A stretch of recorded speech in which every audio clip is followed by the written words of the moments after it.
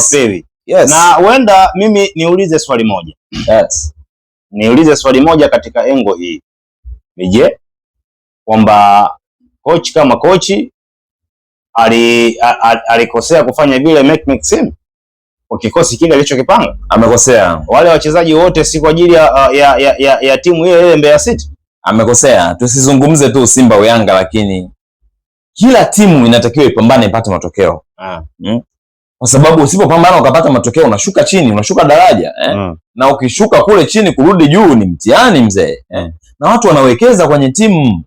Wewe unawekeza kwenye timu, unatoa pesa zako, uhitaji kile timu ishuke chini.